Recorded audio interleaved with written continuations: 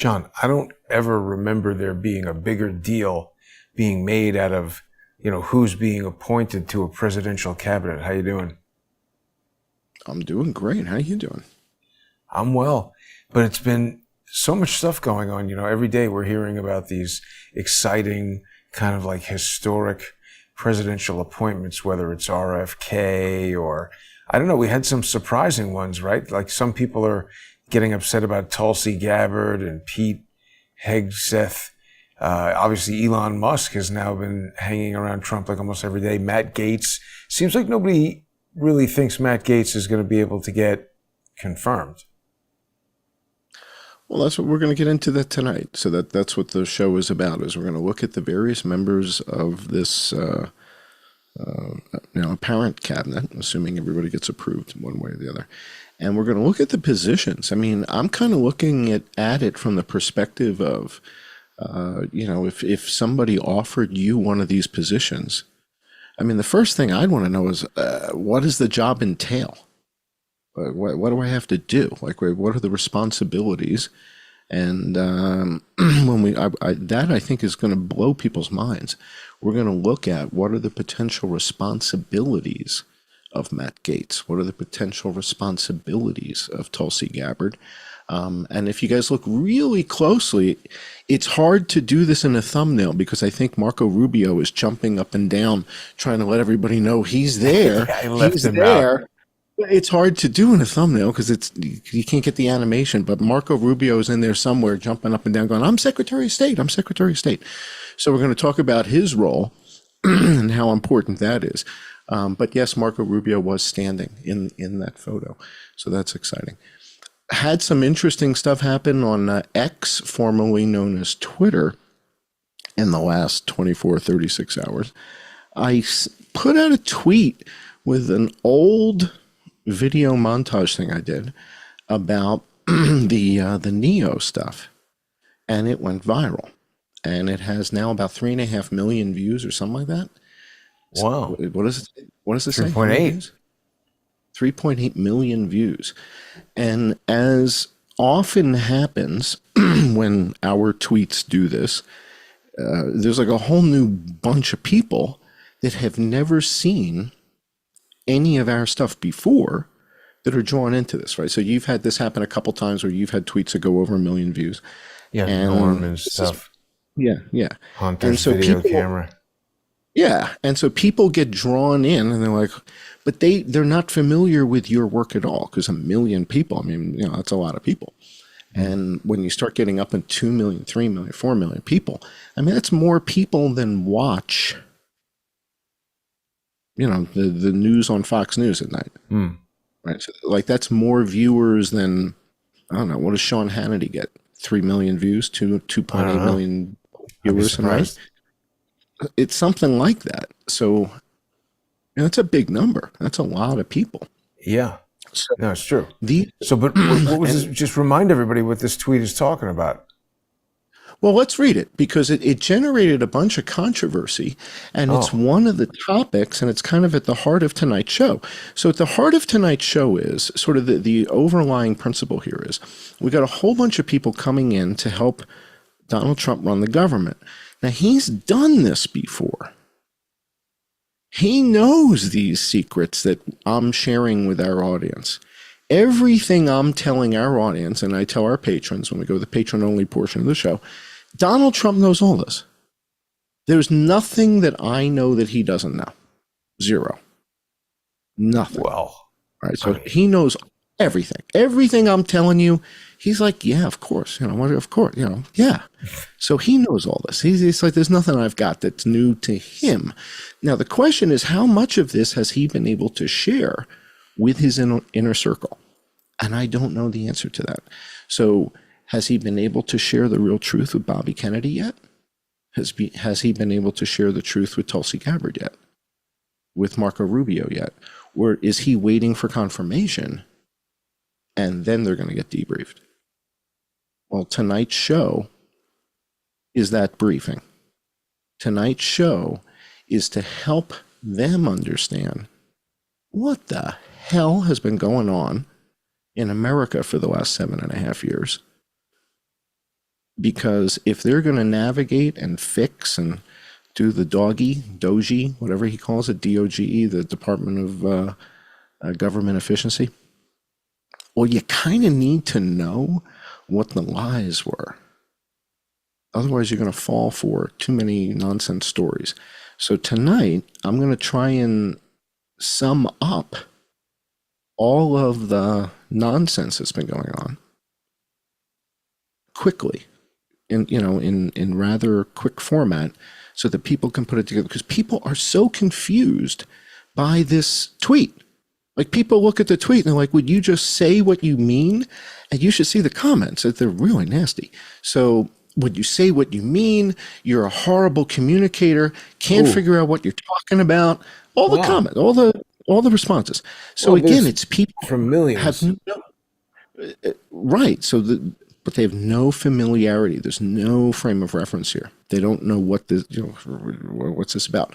So why don't you go to the original tweet that's got the 3.5 million views, and let's read what it says, and then tell me if this sounds hard to comprehend. Does it seem cryptic? Again, I'm a little bit weird, and I write weird. So let's read it. Can you read it? It says, based on a true story, March 10th, 2020. Mr. President, I think you need to see this, sir. NORAD, NASA. What are those? Donald J. Trump. The blue dot is Earth, sir. The white dots are asteroids. When are they all coming together? What date are they converging? Donald Trump asks. April 27th, sir, about 6 weeks from now. They are all converging on Earth, sir. You've got to be kidding me. No, sir, there are 30 to 40 of them. It's an extinction level event, sir. March 11th, 2020, the very next day, the WHO declared a global pandemic, but there weren't 10 dead in Hong Kong, Shanghai, or Beijing. Field hospitals were ready April 20th. They were dismantled 10 days later. That is really stupid that they just dismantled them 10 days later, and basically nobody remembers that. So, I mean, yeah, that's a fine tweet. What is it that what's the beef? People are confused by it. They don't understand the relevance of it. Questions like, so there was no COVID, there was only asteroids, and asteroids killed my grandmother, shit like that. So you get kind of a lot of confusion here. And it's a confusing story. We take it for granted because we've been tracking the story for it's almost 5 years now. Yeah. Right? Coming up into the February timeframe, it's going to be 5 years. So we're well past 4.5 years of tracking this. And the net of it is that day, that right there with President Trump is speaking at the podium, that's March 13th of 2020.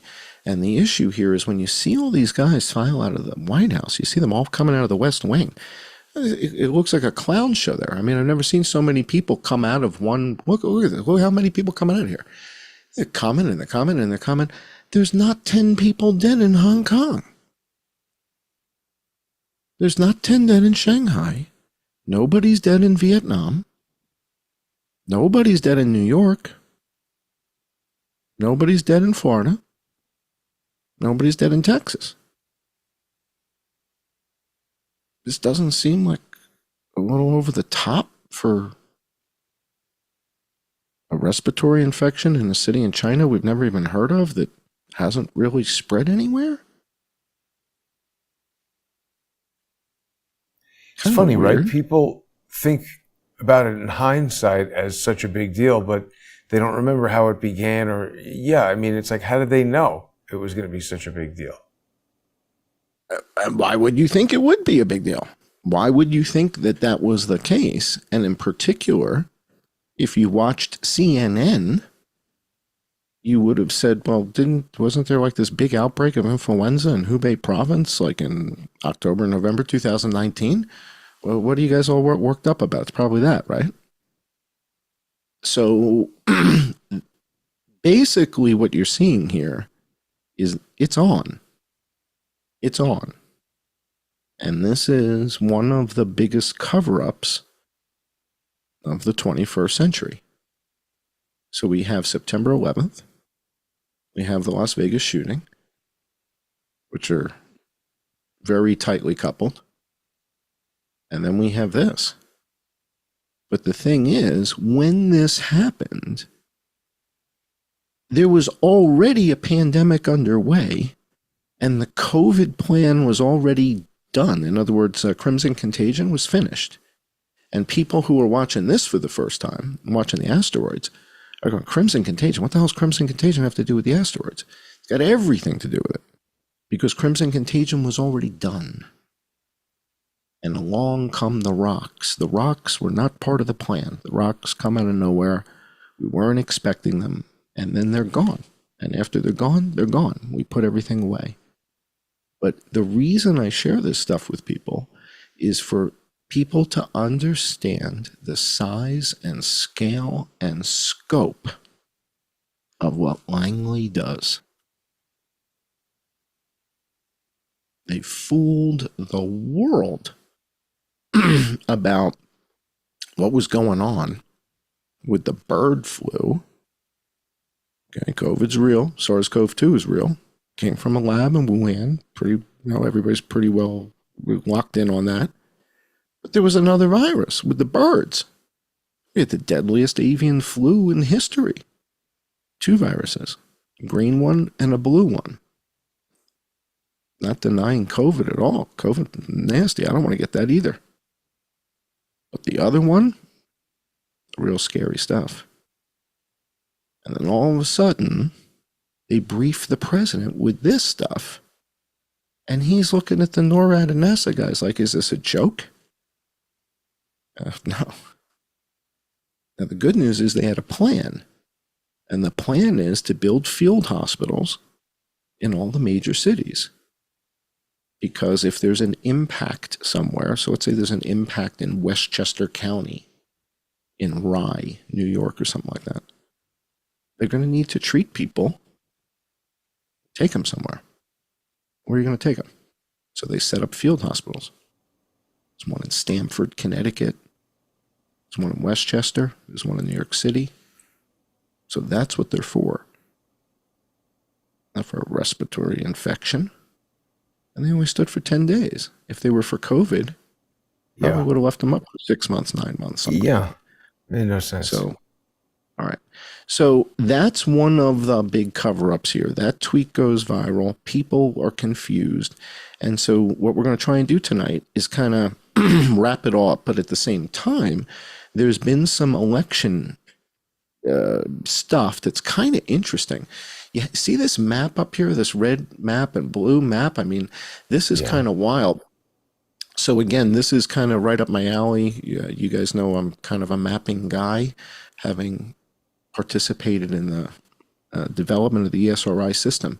And that's what you're seeing here. So that image is from ESRI. So they're using all the counties. These are the counties within the United States and how they voted. And it's kind of interesting to get a perspective. I mean, look at how red it is. And look at, well, to me, what's interesting is where the blue is the interesting part. And it appears to me that the closer you live to the water, well, cities, big cities. But they appear also to be on the rivers, Miami. I'm seeing along the Mississippi River there, along the Rio Grande, along the California coast. Isn't that where cities form?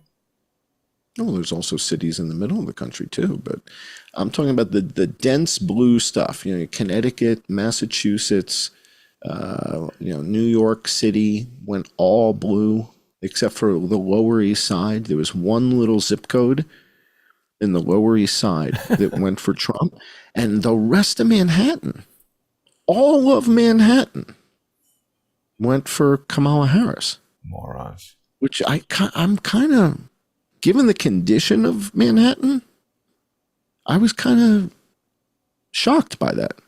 It's like, really? Everybody thinks that's good? The way it's like you walk around and do your walk and talks, and everybody's kind of stunned that you make it back alive every time. And they all said, no. This is the way. This is working. It's like, really? So that's kind of the thing. You look at this map and it's like, so half the country is the blue stuff. That's kind of weird. Right. And these people want to get rid of the Electoral college. Yeah. Yeah. Yeah. So I don't know. You look at this. Now, the thing that kind of jumps out at me here is if you concentrate, let's start at the tip of Texas, all the way down at the bottom, tippy tip of Texas. Isn't this kind of where they're having all the migration problem? Yeah. Who's doing that voting? And they all said, no. Kamala, the border czar, is the way to go here. Weird. I'm just a little. Look at California, again, too. I'm just confused. Again, that's what I mean. Look at all I get these confused. border states. Right. So what's this? Nevada? Well, hang on. Stay on Texas for a minute. How many counties along the border of Texas voted for Trump? Let's look at that. Well, it's still a lot. No. That's the coast. I'm talking the river. I'm talking the Rio Grande. Oh, right, of course. Yeah, right. You're right. It's all blue. It's all blue. I see two reds. Right. That's it. Every other county along the Rio Grande voted for the current borders are.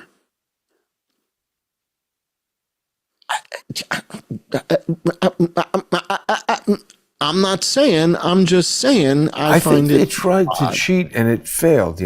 I think. You can't say that. You can't say they tried to cheat. You just say. I think it's odd. It's all. Yeah. Did you know that now when we just create a video about the election, it has to warn you? Did you know that? There you go. That's good. YouTube has become democracy. So dangerous for everything. Democracy dies in darkness. Yeah, all right, so let's go back to the map. Go back to the map. Stay in the map. The map is awesome. This is important for people to see this with the map. So we just looked at Texas. We just established that there's only 2 counties in Texas that voted for Trump along the border, and that every other county in Texas along the border felt that the current border czar is on it. She's got it. Back off, red-haired guy. Back off, orange dude. She's got this. And that's Texas. Now, the rest of Texas, except for what, Dallas? What's that? That's and Dallas and Houston. So Houston, I guess things are rocking in Houston too, and they're digging the whole $9 egg thing. So they voted for Kamala. It looks like that's a wealthy suburb up in the Dallas area. But I was just kind of stunned by what I saw on the border. I was like, really? That is kind of wild. Now, let's go to the left of that, because that's New Mexico. And I've been wondering about New Mexico this whole time, all this border controversy. And I'm like, nobody talks about New Mexico. They must be coming through that New Mexico border. Yeah. And nobody's even there. Like, all you hear about are like... Have you been to New Mexico? Everybody's a little bit kind of out to lunch.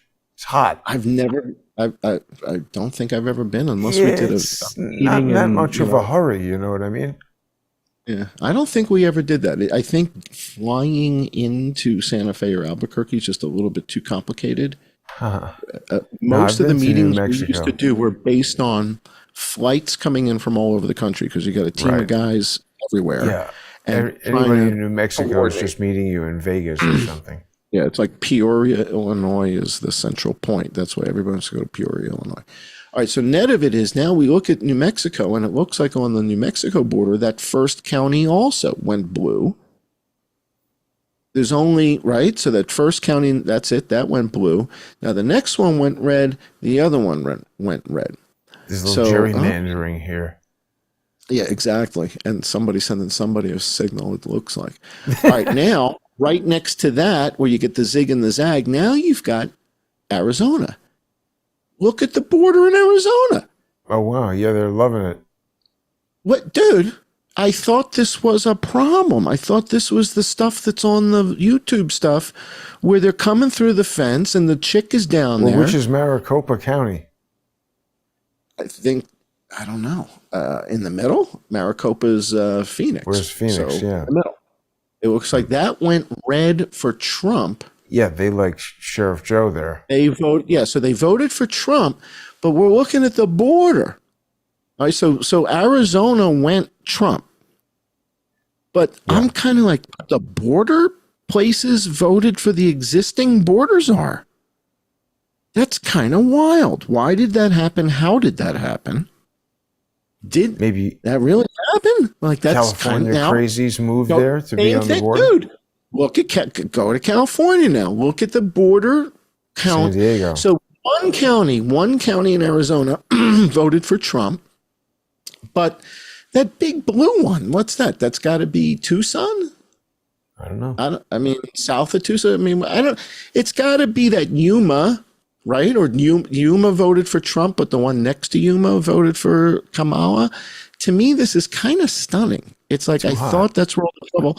Now you go to California, and the whole border, all the counties in California said, no, she's got this. To me, I would expect to see. You see how you see red in California up in the farm Yeah. country, up It's in getting Sacramento eaten and away stuff? by this All the blue farmers. nonsense. But I'm stunned that you don't see the red along that southern border. To me, that's kind of the shock of this. I'd expect, that's my bias, right? So I'm sure my bias is I would expect that would have been predominantly red, and look at Texas, it's predominantly blue. California's all blue. Arizona, call it half and half. New Mexico, maybe 2/3 red. And then Texas, the whole Rio Grande. I mean, there's just two little things that are red. That Steve says blew my the mind. cartels control southern Arizona. So maybe that's it. Maybe there's somehow cheating with Maybe cartels. southern Texas too, dude. I mean, look at that. Yeah. I mean, look at how many counties that is in Texas. Hmm. That's a lot of counties. But So it doesn't that look blew like my a lot of people realistically outside of California are voting for this nonsense. People realize they're idiots. All right. The other thing that jumps out at me when you zoom out of the map like this, I rode my motorcycle across the country, and I went across Route 2 up at the top at Minnesota, North Dakota into Montana. And what you see up there are some blue spots in North Dakota, right on the border, and that's Route 2 right there. And that's an Indian reservation right there. And the same is true in Montana, right on the Do they border there. vote? That's near. They sure do. And so it appears to me that the Indian reservations are leaning towards the Democratic Party. And if you now go back down towards Arizona, I think that whole northern right corner of Arizona is one of the nations. See that long, skinny one that goes, that's all, I forget if it's Navajo or so. It's one of the Indian nations, and they all went Kamala. Now, what's also interesting here is the one that's the big blue one there in the middle of Arizona on top. I think that's the Grand Canyon, and that's Eli Crane. So they voted for Kamala for president, but Eli Crane instead of the local Democratic guy, which is weird. And the thing was, Eli Crane was running against a Native guy, Native American. And I didn't even know he was running until last week. Last week's show, I was like, I don't even know the guy was running. So he ran, he won, but they voted for Kamala for president where he is. So again, just kind of weird stuff going on here that I thought anomalous, right? It's like from a numbers perspective, from a quantitative analysis perspective, just things, again, and I'm telling you, I'm bringing bias to this. I'm bringing my bias, but it's just stuff that jumps out at me. Do we have another minute or two before we go to the patron only stuff? Another minute? All right. So last week, we shared something with the patrons that our YouTube audience doesn't know about. And that is, I made a decision that we're going to contemplate together as a crowdsourcing operation here, this next presidency. And I'm going to probably announce my candidacy for president following an official set of sequences here. I think it's on the next page. We have the sequences on the next page. We were talking, that's good. We were talking last week about J.D. Vance. Well, they're already talking about 2028. It's already in the news. They're talking about J.D. Vance already. This was last week's show. Go to the next slide real quick. Just bang through these. J.D. Vance, talking about him. They're talking about Vance. Is he the candidate? Is he the guy? This is what we were talking about last week. And now they're saying, well, who's going to be with the Democrats? Well, if you go to the next slide, this is where it gets kooky.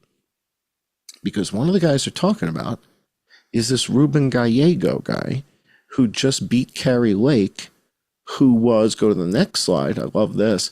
Do you guys remember, I don't know, I'm sorry. Do you remember, who's that guy? Eric Swalwell, who was dating Fang Fang? Yeah. So Ruben Gallego was his campaign manager. It's like the only thing worse than being like a lunatic is being the manager of the lunatic. And it's like, so Ruben Gallego was Eric Swalwell. In other words, these two guys thought it would be a good idea for Eric Swalwell to run for president in 2020 when he was with Fang Fang. I thought she blew up in a plane crash. 2 years later, she blew up in a plane crash. So because nobody's talking about Apophis, because nobody's talking about these topics that we're going to be getting into with our patrons, I'm going to have to run for president. Now, if you think in the past, Marianne Williamson ran for president, Cornel West ran for president, Pocahontas ran for president, there's a lot of people who felt that Eric Swalwell thought he should run for president. I'm running for president. His name is terrible, isn't it? Well, listen, John, we're going to carry this over here to the sponsor exclusive segment and continue talking about that. People are going to be able to join us on subscribestar.com/I am John Cullen, patreon.com/I am John Cullen, odyssey.com/@crowdsourcethetruth, crowdsourcethetruth.substack.com, and subscribestar.com and patreon.com/crowdsourcethetruth. Thanks to everybody who's sponsoring the show. We'll see everybody in 5 minutes. Stay with us.